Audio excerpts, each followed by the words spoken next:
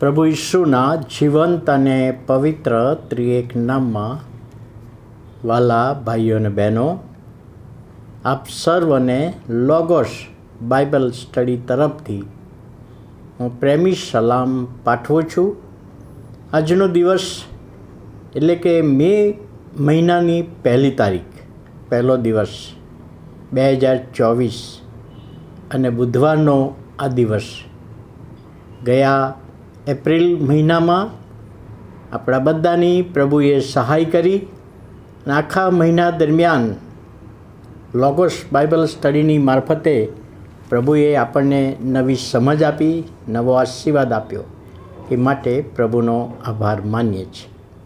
અને આજે જ્યારે આપણે ગીતશાસ્ત્ર તેનો 32મો અધ્યાય અને પહેલી કલમ, ત્યાં દાઉદ લખે છે, જેનું ઉલ્લંઘન માફ થયું છે તથા જેનું પાપ ઢંકાઈ ગયું છે તે ધન્ય છે, આશીર્વાદિત થશે, જેને દેવ અન્યાયી ગણતો નથી. હવે આ દાઉદ અહીંયા આગળ 3 શબ્દો વાપરે છે: પાપ, ઉલ્લંઘન અને અન્યાયી.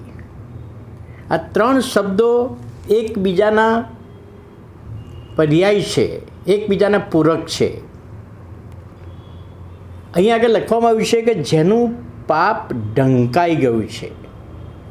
એટલે ઢંકાઈ ગયું છે એટલે કોઈકે ઢાંકી દીધું છે, કોઈકે એ પાપને છુપાવી રાખ્યું છે, એ અર્થમાં આ શબ્દ નથી. પણ પ્રભુ દ્વારા એ પાપને દૂર કરવામાં આવ્યું છે. તે આશીર્વાદિત થશે, તે ધન્ય થશે. હવે જ્યારે દાઉદ લખે છે, ગીતશાસ્ત્ર 51માં પણ એ જ લખે છે, પાપ કબૂલાતની પ્રાર્થનામાં, કે મારા ઉલ્લંઘન પ્રભુ તું ભૂંસી નાખ, મારા અન્યાયથી મને પૂરો ધો અને મારા પાપથી મને શુદ્ધ કર.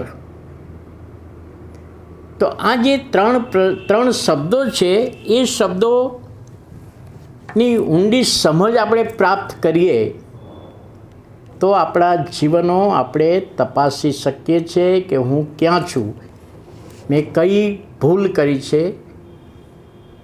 આ 3 શબ્દો, પાપ, અન્યાય અને ઉલ્લંઘન.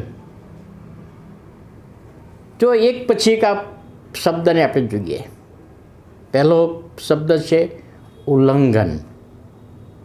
હવે સામાન્ય રીતે ઉલ્લંઘન એટલે શું, એવું જો આપણે કોઈને પૂછીએ તો એનો જવાબ એક જ મળે કે દેવે જે આજ્ઞા આપી છે એ આજ્ઞા આપણે પાળતા નથી, તો દેવનું આપણે ઉલ્લંઘન કર્યું એમ કહી શકાય. અને એ સાચું પણ છે કે ઉલ્લંઘન કર્યું, દેવની આજ્ઞા તોડી, દેવની આજ્ઞા પાળી નહીં, દેવની આજ્ઞાનું ઉલ્લંઘન કર્યું, એ અર્થમાં સમજી શકાય. પણ અહીંયા આગળ જે દાઉદ જે બાબત કહેવા માગે છે ને, એ એનાથી થોડી આગળ છે. ઉલ્લંઘન એટલે દાઉદ કહે છે, મારા ઉલ્લંઘન ભૂંસી નાખ. મેં દેવની આજ્ઞા તોડી છે, પણ લોકોને હું એવું બતાવું છું કે મેં દેવની આજ્ઞા પાડી છે. એ પાપ, એને તું ભૂંસી નાખ. બીજા અર્થમાં કે મેં દેવની આજ્ઞા તોડી છે, એ દેવ જાણે છે, પ્રભુ જાણે છે, યહોવા જાણે છે, પણ લોકો તો જાણતા નથી ને. મારા કુટુંબના સભ્યોએ જાણતા નથી, મારી મંડળીના લોકોએ જાણતા નથી, મારા પાળકે જાણતા નથી, મારા મિત્રોએ જાણતા નથી. એટલે એમની આગળ તો હું એટલો ચોખ્ખો રહેવા પ્રયત્ન કરું છું. દાઉદ કહે છે કે મેં પાપ કર્યું નથી, મેં દેવની આજ્ઞા તોડી નથી. એવું જે વલણ છે ને, એને ઉલ્લંઘન. એ કહે છે તું ભૂંસી નાખ, મને માફ કર. ત્યાર પછી બીજો શબ્દ છે અન્યાય. અન્યાયથી પૂરો મને તું. અન્યાય એટલે કોઈકને અન્યાય કરવાની બાબત એ બીજા નંબરે આવે છે.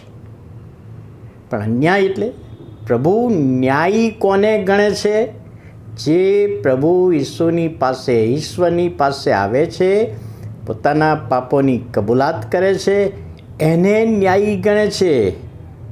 જો નથી આપણે પ્રભુની આગળ કબૂલ નથી કરતા તો આપણે દેવની દૃષ્ટિમાં ન્યાયી છીએ.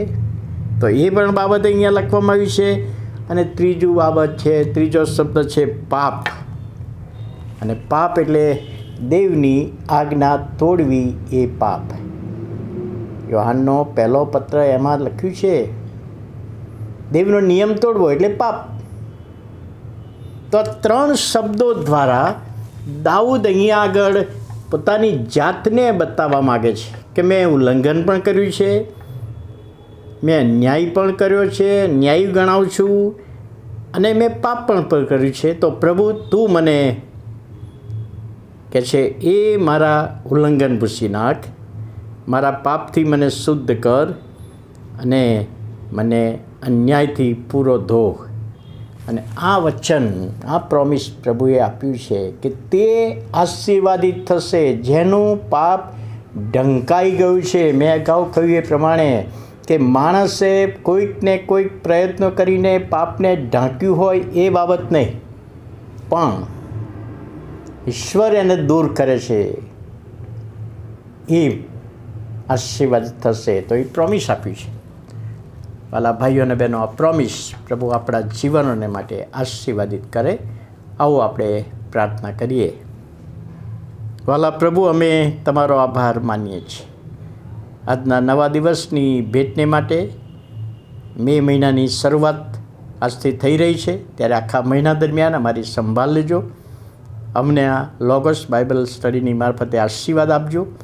અને આજનું વચન પ્રોમિસ અમારા જીવનોને માટે આશીર્વાદિત બને એ જ વિનંતી અને પ્રાર્થના ઈસુ પ્રભુના નામે સાંભળો, માન્ય કરો. આમેન.